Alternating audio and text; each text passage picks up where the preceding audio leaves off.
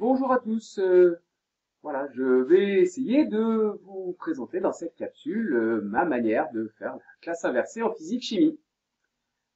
Voilà, donc je suis professeur de physique-chimie en lycée et au départ, je me suis lancé en classe inversée parce que j'ai eu la chance de participer à une formation où des gens sont venus dans ma classe pour filmer l'activité, non pas la mienne, mais celle de mes élèves, et ça a été un élément déclencheur.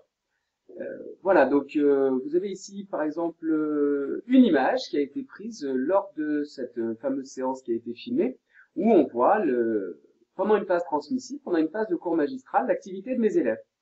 Alors pour aller vite, ici une élève qui lève la main, j'ai dû mettre bien 10 minutes pour la voir. Un élève qui est très très bon, qui semble intéressé, voilà. Un élève ici qui semble dormir.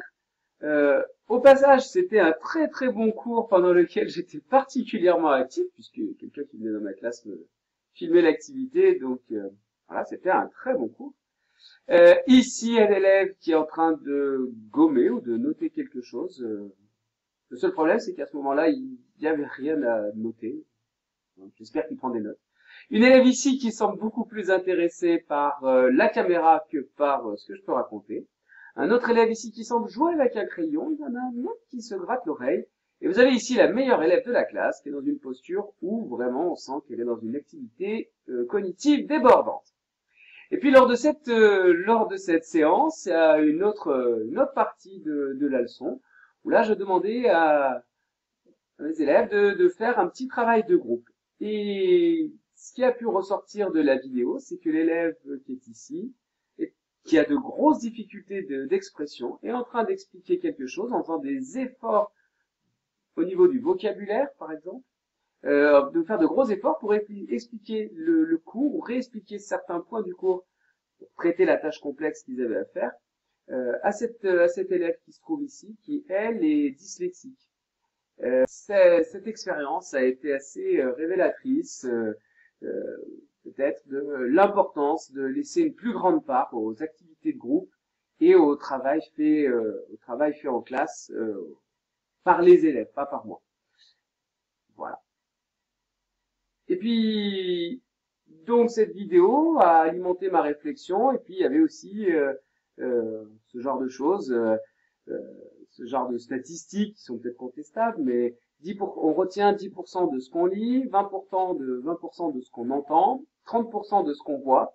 Alors ça laisse un faible pourcentage de choses qu'on retient lors d'une séance de cours. 80% de ce qu'on dit et 90% de ce qu'on fait. Voilà. Donc ça a participé à alimenter ma réflexion pour me dire qu'il y avait peut-être quelque chose à changer dans ma manière de faire. Voilà, je suis dans un lycée classique, comme de partout, hein, les résultats sont assez marqués socialement. Tous les élèves n'ont pas les codes scolaires et ne maîtrisent pas les implicites. Euh, voilà, comme de partout, ce qu'on peut dire, c'est que la motivation, en tout cas, l'engagement de nos ados est plutôt en déclin. Et lorsqu'on demande du travail à faire à la maison, et une grosse partie de l'enseignement qu'on transmet est basée sur cette externalisation du travail, une grosse partie du travail qu'on demande à la maison est souvent bâclée, et les élèves ne sont pas très très persévérants, abandonnent assez vite. Et donc, les tâches qu'on demande à faire à la maison, c'est assez décevant de voir jusqu'à quel point ils vont. En même temps, c'est là que se trouve toute la difficulté. Et ben, ils se retrouvent, au moment où il y a toute cette difficulté, ils se retrouvaient seuls. Voilà. Et donc pour moi, un sentiment un petit peu d'échec et d'impuissance, avec une forme de résignation avec laquelle j'étais très très mal à l'aise. Alors voilà, j'ai voulu changer, mais comment? Alors j'aime bien les outils numériques et je me suis aperçu de deux ou trois choses. Ben, moi, quand je ne savais pas faire quelque chose, j'allais sur YouTube pour, je sais pas, changer un robinet ou démonter une pièce de voiture.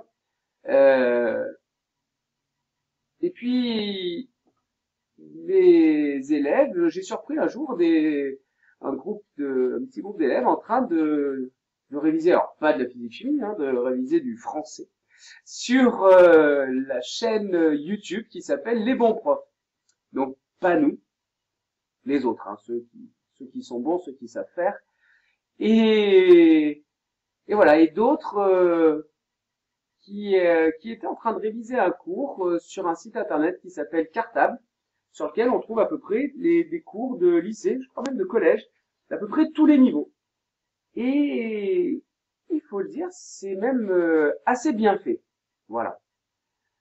Bah, autre chose, un autre levier qui m'a semblé intéressant, c'était d'utiliser les téléphones des élèves, puisque pour leur avoir laissé utiliser quelques fois en classe, certains m'ont fait remonter que c'était quand même plus motivant de travailler avec des téléphones. Donc plus motivant de travailler, donc autant utiliser l'outil.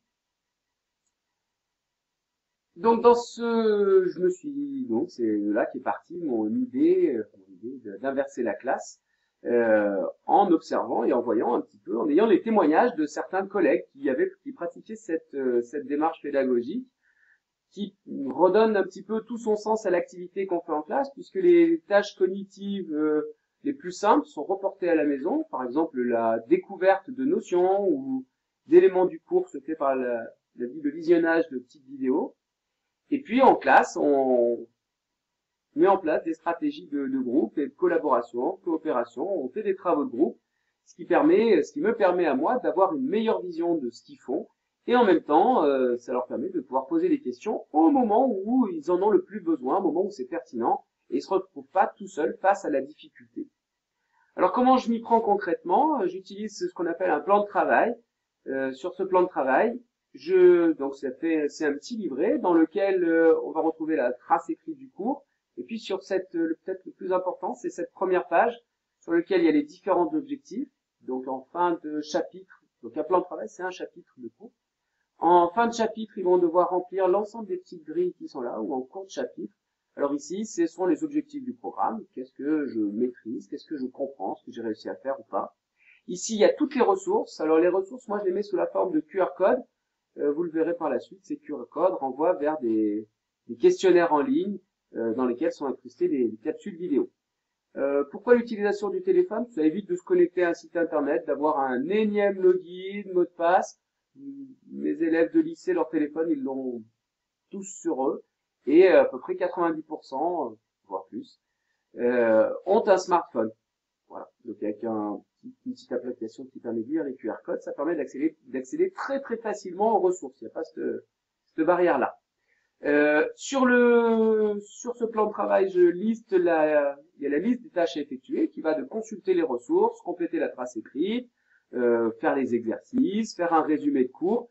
Et puis, ce qui est important en physique-chimie, c'est de s'entraîner sur des méthodes, donc de refaire des exercices. Alors là, c'est un plan de travail en seconde avec 3 parcours. Un parcours qui est obligatoire, qui se termine par une tâche complexe. Et puis un parcours qui va être plus basé sur l'analyse et la restitution argumentée. Voilà, des dissertations, des explications sans passer par des outils mathématiques les plus complexes. Voilà, c'est un deuxième parcours. Donc le premier parcours ici est obligatoire. Celui-ci et celui-là sont des parcours facultatifs. Le troisième parcours, c'est un parcours qui va être plus axé sur des outils mathématiques les plus complexes. Voilà. Alors ça permet à l'élève d'être complètement autonome et de choisir à quel rythme il veut travailler. Ce qui fait que lorsqu'on est en classe, moi j'impose pas, je donne le cadre, je donne un rythme, mais chacun peut travailler au rythme qu'il souhaite et puis faire les exercices en avance, par exemple, et consulter les capsules en avance. Voilà. Je laisse la possibilité à certains de faire des sujets libres, c'est-à-dire que s'ils ont fini le parcours obligatoire, ils peuvent faire un sujet libre, rédiger un petit article de presse sur un fait d'actualité ou quelque chose qui est en lien avec la leçon. La seule obligation, c'est de le publier sur un espace collaboratif ou dans le journal du lycée. Voilà. Et puis donc le plan de travail me permet aussi de communiquer avec les parents, qu'est-ce que j'ai bien réussi à faire, qu'est-ce que j'ai pas réussi à faire, et d'indiquer à l'élève son degré d'autonomie. Donc ce plan de travail, je le ramasse en même temps que les devoirs surveillés, ce qui me permet d'avoir une vision plus globale du travail des élèves et voilà, d'avoir un meilleur diagnostic sur ce qui va pas, et de les guider, de donner des pistes pour s'améliorer. En plus de permettre une certaine autonomie. Voilà, je vous l'ai dit, j'utilise pas mal les smartphones. Quasiment, ça facilite l'accès aux ressources. Quasiment tous mes élèves en ont un. Les capsules vidéo, on voit aussi une. J'espère que ça va marcher. Bonjour Voilà. et bienvenue dans cette Voilà, ça marche. captation. Donc, Alors, ces capsules vidéo, je Et vais couper le son. Voilà. Ces capsules vidéo, ça reprend les diaporamas que j'utilisais avant en classe. On y retrouve des schémas, des animations. Et en fait, c'est tout l'emballage du cours, la contextualisation que je mets sous cette forme de vidéo, ce qui me permet de gagner un petit peu de temps en classe pour pouvoir faire ces fameuses résolutions de problèmes et passer plus de temps à faire des exercices. Voilà. Alors ces capsules vidéo, elles sont intégrées dans un questionnaire, comme ça. Ici, j'utilise l'outil Google Forms. Et il y a des questions qui suivent l'ordre chronologique de la vidéo et qui permettent de vérifier si l'élève a bien compris. Et ça permet de focaliser sur l'essentiel de la leçon. À la maison, moi, je reçois les résultats de ce questionnaire. Donc, j'ai les réponses individuelles, enfin, les réponses de chaque élève, avec le jour et l'heure à laquelle il a fait son travail. Il y a un petit côté Big Brother, mais voilà. Et puis, je peux aussi voir les statistiques des pourcentages de réussite sur chaque question de l'ensemble de la classe. Ça me permet de savoir sur quel élément du cours je dois revenir, et puis quel élément est plutôt bien passé. Le travail en classe est axé sur l'autonomie, l'entraide, la coopération, voilà, l'individualisation si possible.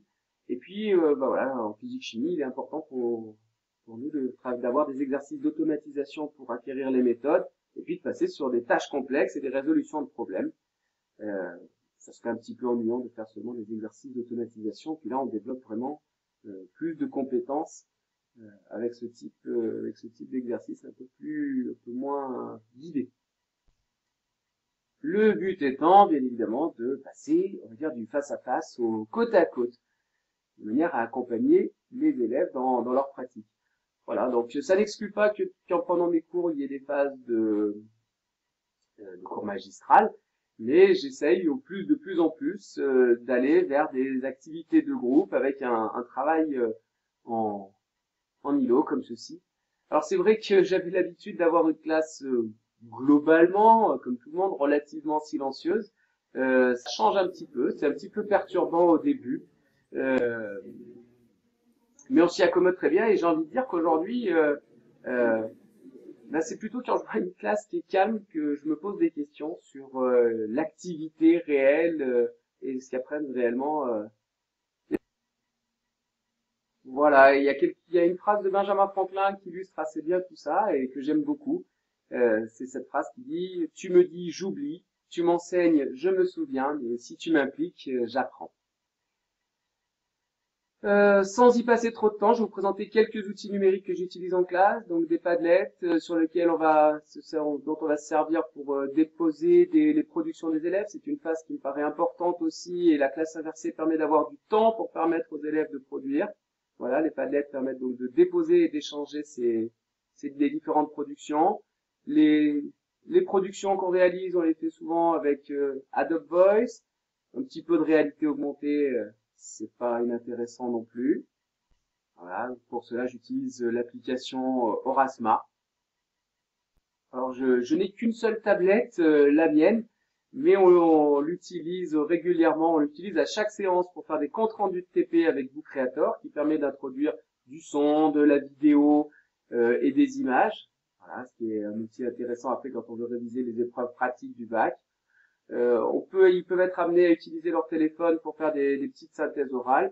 Et puis, il existe des clés USB sans fil ici qui permettent de récupérer les productions si vous ne bénéficiez pas de Wi-Fi. Voilà, des outils d'écriture collaborative. Je vous passe les détails. Et donc, Twitter aussi, on a un compte Twitter avec la classe pour pouvoir échanger et communiquer. Voilà, vous pourrez me retrouver sur Twitter à cette adresse. Et puis j'ai une chaîne YouTube sur laquelle vous pouvez retrouver quelques vidéos de physique-chimie si vraiment vous êtes passionné. Et voilà, j'espère que cette petite capsule vous aura permis d'en savoir un petit peu plus sur la classe inversée. Je vous dis à bientôt et merci pour votre attention. Au revoir.